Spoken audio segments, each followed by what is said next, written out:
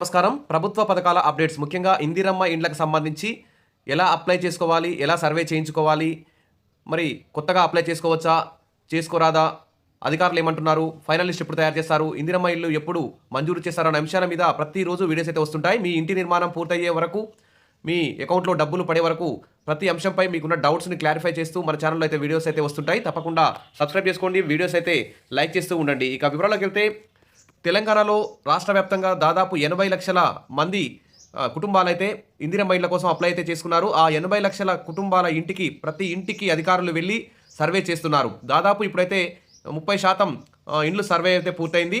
ఇంకా సర్వే బృందాలు వచ్చినప్పుడు మీరైతే అందుబాటులో ఉండాలి అంటూ కలెక్టర్లకు ఆదేశాలు అయితే వచ్చాయి. ఇందిరమ్మ ఇళ్ల కోసం ప్రజాపాలనలో దరఖాస్తు చేసుకున్న వారు సర్వే బృందాలు వచ్చినప్పుడు తప్పనిసరిగా అందుబాటులో ఉండి మీ యొక్క వివరాలన్నింటినీ ఇందిరమ్మ ఇళ్ల యాప్లో మరి నమోదయ్యేలా చూసుకోవాలి. అన్ని విషయాలు వారికి కరెక్ట్గా చెప్పాలి అని చెప్పేసి అధికారులు ప్రజలందరికీ కూడా ఆదేశాలు అయితే జారీ చేస్తున్నారు. ఇక ఈ సందర్భంగా మాట్లాడుతూ సర్వే బృందాలకు ఫోటోతో సహా ఇంటికి సంబంధించిన ధృవపత్రాలు అంటే 3 ఫోటోలు తీసుకుంటారు.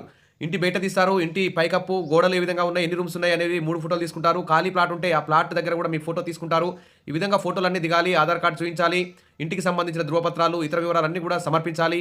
ఇక సర్వే నిర్వహించే సమయంలో ఎవరైనా దరఖాస్తుదారులు వేరే ప్రాంతాల్లో వలస వెళ్ళిన పక్షంలో వాట్సాప్ ద్వారా తమ ఆధార్ కార్డు కానీ, తమ ఇంటి ఫోటోలు కానీ ఇవన్నీ కూడా వాట్సాప్ ద్వారా కూడా సమాచారాన్ని తెలియజేయచ్చు అని చెప్పేసి అధికారులు అయితే సూచిస్తున్నారు. ఇక సర్వే వివరాలు నమోదు చేసే ఉద్యోగులు తప్పనిసరిగా సర్వేలో అన్ని అంశాలపై అవగాహన కలిగి ఉండాలని చెప్పారు. తర్వాత మీరు ఏ గ్రామానికి, ఏ బజారుకు వెళ్తే ఆ బజారుకు సంబంధించి, ఆ వార్డుకు సంబంధించి డప్పు కూడా కొట్టించాలని చెప్పేసి అధికారులను ఆదేశించారు.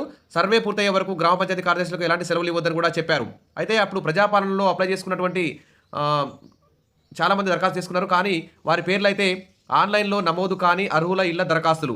ఇందిరమ్మ ఇళ్ల మంజూరుకు అర్హులైనప్పటికీ ప్రస్తుతం అధికారులు సర్వే నిర్వహిస్తున్న ప్రత్యేక ఇంటి యాప్లో పేరు లేకపోవడంతో పలువురైతే ఆందోళన చెందుతున్నారు. ప్రజాపాలన దరఖాస్తులో ఇంటి కోసం దరఖాస్తు చేసుకున్నప్పటికీ రాష్ట్ర వ్యాప్తంగా చాలామంది పేర్లు ఆ ప్రజాపాలనలో అప్లై చేసుకున్న పేర్లు అయితే ఇప్పుడు ఇందిరమ్మ ఇళ్ల యాప్లో కనబడడం లేదు. తద్వారా కొంతమంది ఇంటి పేర్లు తప్పుపడ్డాయి, కొంతమందికి పేర్లు తప్పుపడ్డాయి, కొంతమందికి ఫోన్ నెంబర్లు తప్పుపడ్డాయి, కొంతమందికి ఆధార్ నెంబర్లు తప్పుగా వచ్చాయి. ఈ విధంగా అనేక కరెక్షన్స్ ఉన్నాయి. వీటన్నిటి కూడా సర్చ్ చేయాల్సిన అవసరం ఉంది. ప్రజాపాలనలో అప్లై చేసుకున్నప్పుడు వారు మీకు ఒక చిట్టి ఇచ్చారు, రిసిప్ట్ ఇచ్చారు, అక్నాలజ్మెంట్ రిసిప్ట్. ఆ రిసిప్ట్ కూడా చాలామంది పోగొట్టుకున్నారు. ఇప్పటికే 1 year అవుతుంది కాబట్టి ఇప్పుడు ప్రజలందరూ కూడా చాలా అయోమయంలో ఉన్నారు. కాబట్టి మళ్ళీ కూడా అప్లై చేసుకునే అవకాశం ఇవ్వాలి. అప్లై చేసుకుందామని ఎంపీడీఓ ఆఫీస్కి వెళ్ళమని చెప్తున్నారు, ఎంఆర్ ఆఫీస్కి వెళ్ళమని చెప్తున్నారు. కానీ ఆ ఎంపీడీఓ ఆఫీస్కి వెళ్తే అధికారులు సంబంధం లేనట్టుగా వ్యవహరిస్తున్నారని చెప్పేసి ఇక్కడ ప్రజలందరూ కూడా వాపోతున్నారు. కాబట్టి ప్రజాపాలన దరఖాస్తులో ఇంటి కోసం దరఖాస్తు చేసుకున్నట్లు రసీదును కూడా చూపించాలి. గ్రామాల్లో పంచాయతీ కార్యదర్శులు, ఇతర అధికారులు నిర్వహిస్తున్న ఇళ్ల సర్వేలో అధికారులకు జారీ చేసిన ప్రత్యేక యాప్లో అర్హుల పేర్లు గల్లంతైనట్లు మరి ప్రచారం అయితే నడుస్తోంది. సర్వే కోసం వచ్చిన అధికారులు ఆధార్, రేషన్, ఫోన్ నెంబర్ల ఆధారంగా యాప్లో పరిశీలిస్తే కొందరి పేర్లు అయితే రాష్ట్ర వ్యాప్తంగా చాలా గ్రామాల్లో రావడం లేదు. ఈ కారణంగా వారికి సంబంధించిన ఇంటి మంజూరు సర్వే అయితే నిర్వహించడం లేదు. దీంతో పలువురు ఎంపీడీఓల కార్యాలయాల్లో ఫిర్యాదు చేశారు. కాబట్టి వెంటనే మరి ఈ సాంకేతిక సమస్యల కారణంగా పేర్లు గల్లంతైన వారిని కూడా మరి లబ్ధిదారుల జాబితాలో చేర్చి ఆ ఇండ్లను కూడా సర్వే చేసుకోవాలని చెప్పేసి ప్రభుత్వం ఆదేశాలు జారీ చేయాలి. పేరు రాకపోవడంతో సర్వే నిలిపివేశారు, మా ఇంటిని సర్వే చేయడం లేదు, అధికారులు ఇళ్లను పరిశీలించి మంజూరు అయ్యేలా చర్యలు తీసుకోవాలి, దరఖాస్తు చేసుకున్నప్పటికీ పేరు ఎందుకు నమోదు కాలేదనే విషయంపై పరిశీలన జరపాలంటూ ప్రజలందరూ కూడా కోరుకుంటున్నారు. మరి ఇందిరమ్మ ఇళ్ల నిర్మాణం ఎక్కడ, ఎప్పుడు? మరి ప్రభుత్వం ఏర్పడి 1 year కావస్తున్నా మరి ఇంతవరకు ప్రజాపాలనలో దరఖాస్తు స్వీకరించడం జరిగింది. కానీ 6 గ్యారంటీలు అమలు చేస్తామని చెప్పి మహాలక్ష్మి పథకం, గృహలక్ష్మి, ఇందిరమ్మ ఇల్లు ఈ విధంగా చేస్తున్నారు. కానీ ఇంతవరకు ఒక్క ఇల్లు కూడా మంజూరు చేయకపోవడం, దాదాపు 40% కూడా ఎంట్రీ కాలేదు.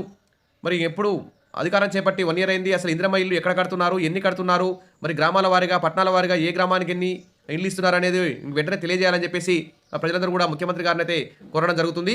మరి సర్వే పూర్తయిన వెంటనే ఇందిరమ్మ ఇల్లు మంజూరు చేస్తాం, నిర్మాణానికి కండిషన్లు ఏమీ లేవు, 80 లక్షల మంది దరఖాస్తులని ఇంటింటి తిరిగి పరిశీలిస్తాం, సర్వేలో యాప్లో అప్లోడ్ చేస్తాం, తర్వాత సర్వే పూర్తయిన వెంటనే నిజమైన అర్హులని అందరికీ కూడా ఇండ్లు ఇస్తామని చెప్తున్నారు. మరి రాష్ట్ర వ్యాప్తంగా కొన్ని జిల్లాల్లో ఇందిరమ్మ ఇళ్లకు సంబంధించి టోల్ ఫ్రీ నెంబర్లు అయితే విడుదల చేశారు. ఇంకా చాలా జిల్లాల్లో ఇందిరమ్మ ఇళ్లకు సంబంధించి టోల్ ఫ్రీ నెంబర్లు విడుదల చేయాల్సి ఉంది. ఆ అప్డేట్ రాగానే తప్పకుండా అందిస్తాను, మీరు రెడీగా ఉండండి. ఇక ఇందిరమ్మ ఇళ్లకు రావాలంటే సొంత జాగా కలిగి ఉండాలి. లబ్ధిదారుడి పేరు మీద లేదా ఆ కుటుంబంలో ఎవరి పేరు మీద స్థలం ఉన్నా కానీ సరిపోతుంది. ప్రతి కుటుంబంలో మహిళల పేరు మీదే ఇందిరమ్మ ఇల్లు అయితే మంజూరు చేస్తారు. వాళ్ళ పేరు మీద అకౌంట్ కూడా ఓపెన్ చేసి రెడీగా ఉంచుకోండి. ఈ 5 లక్షల రూపాయలు కూడా మరి గ్రీన్ ఛానల్ ద్వారా నేరుగా మహిళా యజమాని యొక్క అకౌంట్లో డబ్బులు పడతాయి 4 సార్లు. ఇది ఒకటి గుర్తుంచుకోండి. ఇక ఇందిరమ్మ ఇళ్లకు అనర్హులు పన్నులు కట్టేవారు, వ్యవసాయ యంత్ర పరికరాలు ఉన్నవారు, కారు వంటి 4 చక్రాల వాహనాలు ఉన్నవారు, ప్రభుత్వ ఉద్యోగులు, గతంలో ఇళ్ల పథకంలో ఇప్పటికే లబ్ధి పొందిన వారికైతే ఈసారి ఇందిరమ్మ ఇళ్ల పథకంలో ఇండ్లు అయితే రావు. మరి మీరు ఇలా చేయకపోతే మీకైతే ఇండ్లు అయితే రావు. ఖచ్చితంగా మీరు మీ గ్రామంలో గానీ, మీ పట్టణంలో గానీ అధికారులతో సర్వే అయితే మీ ఇంటిని చేయించుకోవాలి. చేయించుకోకపోతే మాత్రం మీకు ఇండ్లు అయితే వచ్చే అవకాశం లేదు.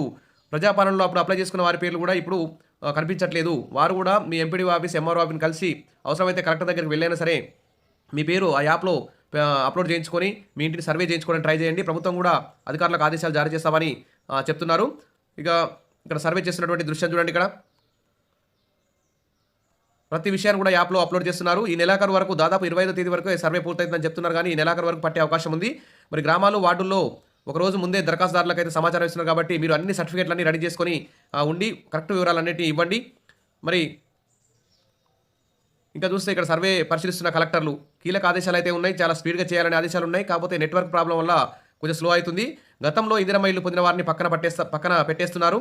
వారిని అనర్హులుగా గుర్తిస్తున్నారు. ప్రస్తుతం ఇల్లు ఎలా ఉంది, కుటుంబ సభ్యుల వివరాలు, వారి వివాహ స్థితిగతులపై కూడా ఆరా తీసి ఎంట్రీ చేస్తున్నారు. 3 ఫోటోలు అయితే అప్‌లోడ్ చేస్తున్నారు. మీరు ఖచ్చితంగా 3 ఫోటోలు దిగండి.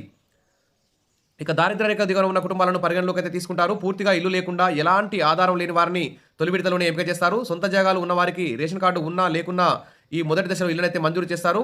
ఇక ఇల్లు లేని నిరుపేదలకి సొంత జాగా లేని నిరుపేదలకైతే ఆ సొంత జాగా ఇంటి స్థలం ఇచ్చి 5 లక్షలు కూడా ఇస్తామని చెప్పి ప్రభుత్వం అయితే ప్రకటిస్తుంది. ఇక ఇండ్ల కోసం ప్రజాపాలనలో దరఖాస్తు చేయని వారు స్పెషల్ కౌంటర్లో దరఖాస్తు చేసుకోవచ్చు. ఎంపీడీఓ, ఎంఆర్ఓ కార్యాలయాలను సంప్రదించాల్సి ఉంటుంది. ఒకవేళ దరఖాస్తు చేసిన వారి కుటుంబ సభ్యులు మరణిస్తే వారి కుటుంబ సభ్యులు దరఖాస్తు చేసుకోవచ్చని గృహ నిర్మాణ శాఖ మంత్రి శ్రీనివాసరెడ్డి స్పష్టం చేశారు.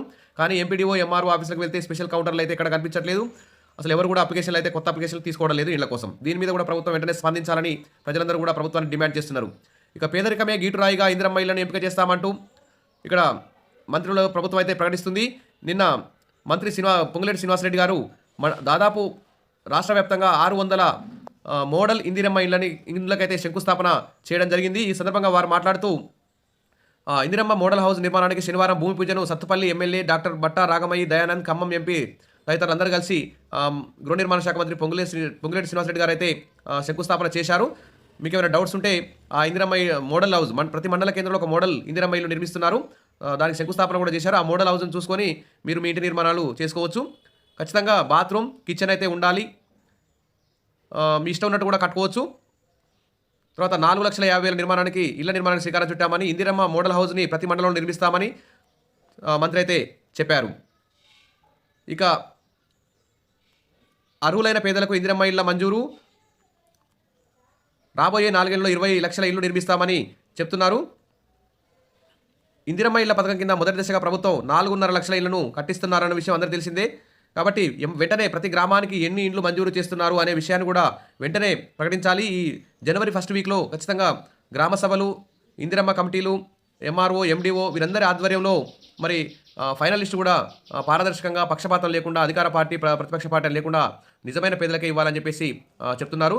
మరి ఇంటి నిర్మాణానికి ఎటువంటి నిబంధనలు లేవని, 400 చదరపు అడుగులు తగ్గకుండా స్థలంలో ఒక బాత్రూమ్, ఒక కిచెన్ ఉండేలా నిర్మాణం అయితే చేసుకోవాలని మంత్రి తెలిపారు. ఇందిరమ్మ ఇళ్ల క్రింద సొంత స్థలం ఉన్న వారికి 5 లక్షలు 4 విడతల్లో అందుతుంది. తర్వాత ఫౌండేషన్ దశలో ₹1,00,000, కిటికీ స్థాయికి నిర్మాణం పూర్తయిన తర్వాత 1,25,000, స్లాబ్ దశకు చేరిన తర్వాత 1,75,000, ఇల్లు పూర్తి చేసిన తర్వాత మరో ₹1,00,000, మొత్తం 5 లక్షలు పేదల ఇంటికి గ్రీన్ ఛానల్ ద్వారా డైరెక్ట్గా మహిళ అకౌంట్లో పడతాయి. కాబట్టి కుల మతాలకు అతీతంగా అర్హులకు ఇందిరమ్మ ఇళ్లు మంజూరు చేస్తామన్నారు. ప్రజాపాలనలో ప్రతి గ్రామం నుంచి సేకరించిన దరఖాస్తుల్లో రాష్ట్ర వ్యాప్తంగా 80 లక్షల మంది ప్రతి ఇంటిని చాలా స్పీడ్గా సర్వే అయితే చేస్తున్నాం. ఎన్ని ఇబ్బందులున్నా ఇందిరమ్మ ఇల్లు కట్టించి తీరుతామని చెప్తున్నారు. కానీ మరి ఇందిరమ్మ ఇళ్లకు సంబంధించి హౌసింగ్ శాఖలో మరి సిబ్బంది కొరత ఉంది. మరి సిబ్బంది నియామకం కూడా వెంటనే చేయాలి. తర్వాత అవుట్సోర్సింగ్, కాంట్రాక్ట్ పద్ధతిలోనైనా తీసుకోవాలి. అదేవిధంగా మరి 2005, 2009 సంవత్సరంలో ఉమ్మడి కుటుంబాలను పరిగణలో తీసుకొని ఇందిరమ్మ ఇళ్లను కేటాయించారు. దాదాపు ఇప్పటికి 13 ఏళ్ళు అయింది. కాబట్టి చాలామంది పెళ్లిళ్ళు జరిగి వేర్వేరుగా కుటుంబాలు అయితే ఎక్కువగా విడిగా ఉంటున్న కుటుంబాల సంఖ్య పెరిగింది.